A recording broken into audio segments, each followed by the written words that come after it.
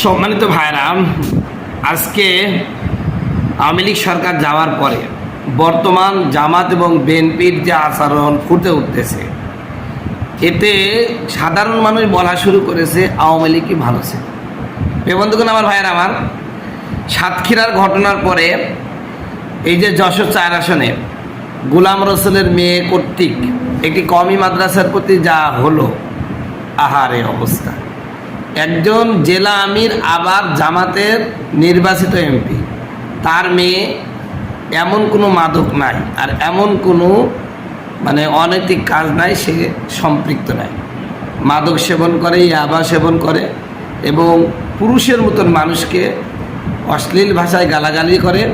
শুধু তাই নয়, আমার বন্ধুগণ, আমার ভাইয়েরা, এই মহিলাটা প্রথমে বিয়ে করছে ওই স্বামী রেখেই বিভিন্ন লোককে নিয়ে ফুর্তি করে, আবার তার থেকে বয়সে ছোট একটা ছেলেকে বিয়ে করছে, তাকেও মারধর করে। মাদ্রাসার ওই উপর থেকে, তাদের বিল্ডিং বাড়ি আছে, নিচে মাদ্রাসা, উপর থেকে গরম পানি ঢেলে দেয়, ওটা বাচ্চাদের করে পড়ে। এমপিও এটা দেখে হাসে আর ওই মেয়ে আনন্দ ফুর্তি করে। প্রিয় বন্ধুগণ, আমার ভাইয়ের, আমার এই অবস্থা। তবে আজকে দেখলাম জামাতের সেক্রেটারি জেনারেল গোলাম পরোয়ার, তিনি বলছেন যে অনেক কষ্ট করে জামাতকে এই পর্যন্ত উঠালাম, আর এই গাজী নজরুল আর গোলাম রসুলই জামাতকে কুরবানি করে দিয়েছে। জামাতের একদিকে অধপতন, অপরদিকে বিএনপির বিভিন্ন জায়গায় অত্যাধিক পরিমাণে ক্ষমতার অপব্যবহার, ক্ষমতার প্রদর্শন। এতে মনে হচ্ছে, আমরা মনে করছিলাম যে আওয়ামী লীগ কোনোদিন আসতে পারবে না, কিন্তু এখন এদের চলাফেরা, এদের আচার আচরণে মনে হচ্ছে শীঘ্রই আওয়ামী লীগ চলে আসছে।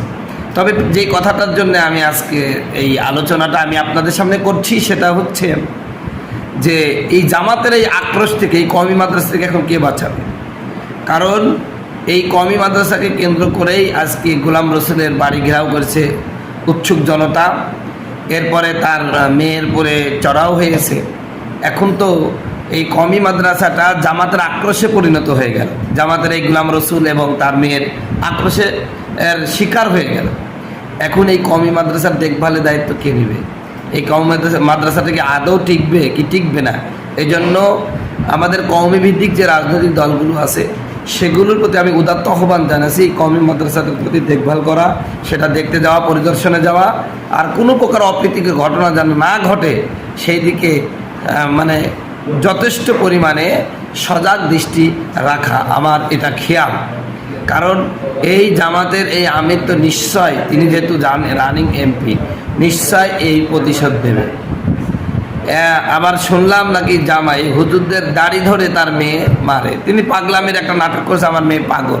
তো পাগল হলে তিনি ডাক্তারি পড়েন কিভাবে? নিজের স্বামী থাকতে আরও 3-4টা ছেলে নিয়ে ফুর্তি করে কিভাবে? মূলত তিনি পাগল না, তিনি নেশাগ্রস্ত। যখন নেশা কেটে যায় তখন ভালো, নেশা যখন করে তখন পাগলামো করে থাকে আর কি।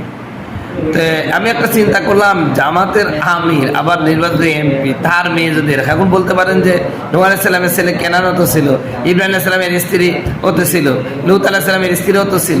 ভাই, ওনারা তো কাফেরই ছিল, কিন্তু ইনার মেয়ে তার কাফের না, কিন্তু মুসলিম। কিভাবে গড়ে তুলেছে? জামাতের প্রতিটা পরিবারই খোঁজ নেবেন যে তাদের ছেলে মেয়ের অবস্থা কি।